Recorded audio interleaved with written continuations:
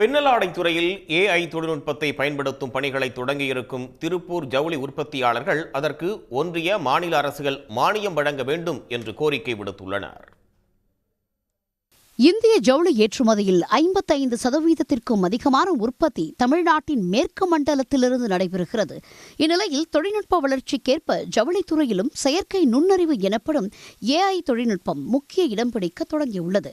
ஆடை உற்பத்தியில் AI தொழில்நுட்பங்களை பயன்படுத்துவதற்கான பணிகளை திருப்பூர் பின்னலாடை உற்பத்தியாளர்கள் தொடங்கியுள்ளனர். ஜவுளித்துறையில் முன்னணியில் இருக்கும் சீனா மற்றும் வியட்நாம் போன்ற நாடுகளுடன் தொழில் ரீதியாக போட்டியிட தொழில்நுட்ப ரீதியிலான மேம்பாடு அவசியம்.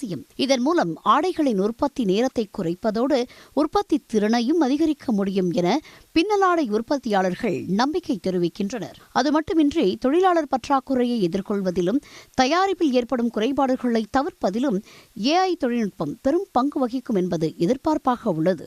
டிஷர்ட்டுகளை ஒரு 20 டெய்லர் சேர்ந்து ஒரு நாளைக்கு 2000 பீஸுக்கான ஒரு பணியை செய்கிறார்கள் என்று சொன்னால் அதை ஒரே மிஷின் அந்த 8 மணி நேரத்தில் அந்த 2000 பீஸை செய்யக்கூடிய அளவிற்கான தொழில்நுட்பங்கள் வந்திருக்கின்றது. அந்த தொழில்நுட்பங்களை நிச்சயமாக நாங்கள் பயன்படுத்த வேண்டிய கட்டாயத்தில் இருக்கின்றோம். அறிமுக நிலை என்பதால் ஜவுளித்துறையில் AI தொழில்நுட்பத்தை பயன்படுத்த அதிக செலவிட நேரிடும் என ஜவுளி உற்பத்தியாளர்கள் கூறியுள்ளனர்.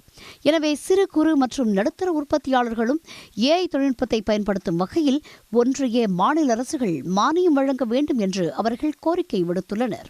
AI டெக்னாலஜியும் இந்த ஆட்டோமேஷனும் ஊக்குவிக்கிறதுக்கு நாங்கள் மத்திய மாநில அரசுகிட்ட இதுக்கு சப்சிடி வேணும்னு தாழ்மையுடன் கேட்டுக்கொள்கிறோம். ஜவுளித்துறையில் AI தொழில்நுட்பத்தை மேம்படுத்த உதவிகள் கிடைத்தால் மேற்கு மண்டலத்திலிருந்து ஜவுளி ஏற்றுமதியை மேலும் அதிகரிக்க முடியும் என்பது ஏற்றுமதியாளர்களின் நம்பிக்கையாக உள்ளது. உடனுக்குடன் செய்திகளை தெரிந்து கொள்ள சன் நியூஸ் பெல் ஐகானை கிளிக் பண்ணுங்க.